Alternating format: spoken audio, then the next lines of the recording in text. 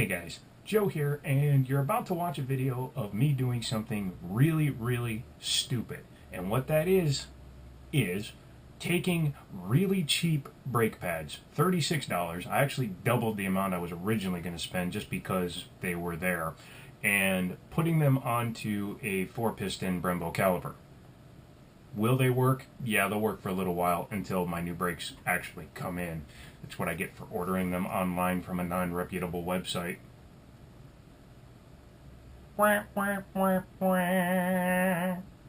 So yeah, second thing you're going to notice is that the audio sucks, and that's because I didn't realize that partway through the filming my phone just decided to stop recording audio. So I was watching it back and there was about 7 minutes of audio that my phone actually picked up. Third thing you're going to notice is that my fly was down in part of the video. Apparently it was down all day. I've tried to cut out as much as I can.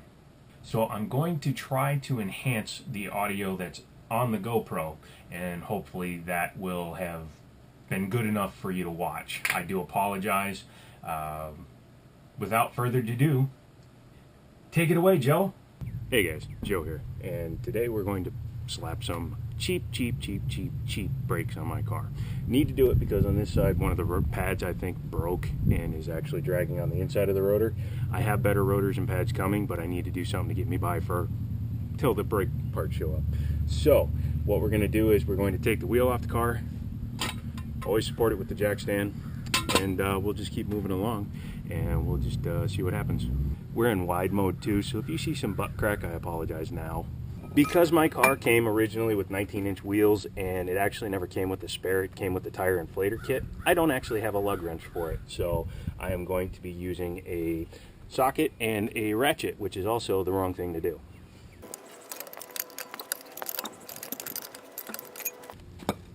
Once you loosen your lug nuts, go ahead and lift the car up, leave the wheel on. Don't try to take all your lug nuts off while the car's on the ground because the wheel could collapse and come out.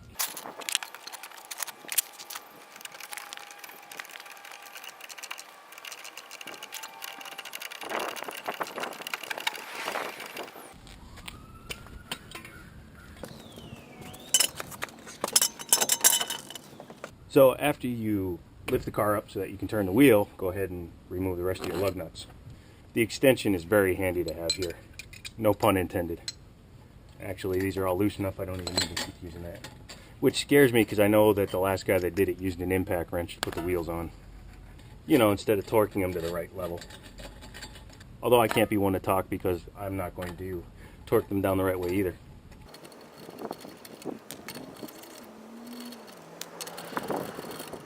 These are Brembos.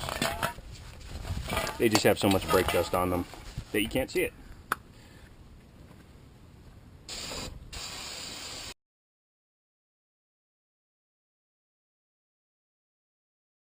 Should be using a degreaser, but I don't have any.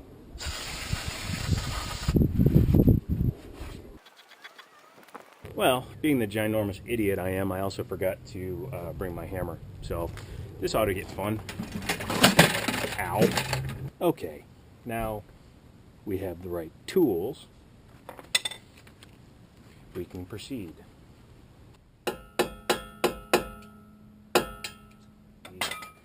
They're on there good. Okay, one big tip when you get these pins out, don't just knock them all the way out because you got to stop this plate from popping out. Like so. Once that comes out, they'll both come out really easily. Another tip, while the brake pads, the old ones, are still in there, go ahead and compress your pistons back in. It will make putting the new pads in much easier. As you can see, there was some pads left on the front one. And as I thought, it went down to the rivets on the back one. So I'm going to clean it up a little bit. Not 100% sure what that backing plate was for, but I'm going to reuse it anyway. Okay, so now after you've wakened the dead, you can go ahead and put the spring back on there, and I'm going to clean that as well because it's filthy, which is good a reason as any to clean stuff. Last tip, after you're done doing all that, take the center punch and knock it in from the backside as well. So there you go, that's one side done. Now I have to go ahead and put this all back together, get it all cleaned up, and do the other side. And I'm not going to show you that because it's exactly the same as this. So that's how you do Brembos. Obviously you can do it the wrong way like I did and screw up and not have a hammer or a center punch, but luckily a buddy of mine that has a consignment shop actually let me borrow his center punches. So that was really cool of him. Another tip. Brake cleaner does clean stuff off your hands, however, it's going to start burning if you leave it there. So always make sure you have something to clean your hands with. I always get Fast Orange. If you go to buy a roll of paper towels, they'll usually give you some Fast Orange in a bundle. So anyways, that's about it. I know this was a little bit convoluted. So I'm going to go ahead and finish this, put the car back together, and then I will take you on a drive with me. So that was replacing the brakes on the front of a Ford Mustang GT track pack with the 4-piston Brembo calipers. Now, Brembos are very similar even across different makes and models. For example, I know for a fact that the Acura TSX Type R has Brembos on it that are pretty much the same thing. Look at your brakes if you have Brembos and just look and see if there's a big flat spring on the front of it, and that same process will work for all of them. The other thing that I ran into was when I was putting it back together, because I wasn't paying attention when I took it apart, I actually put the spring on backwards. So double check that before you put them back together, because if I had tried to drive on that like that, it would have just been forever, and that would have sucked. So yeah. One other tip, since we're giving away a lot of tips here, is if you get into the car immediately after doing brakes, please take 10 seconds and just pump your brakes.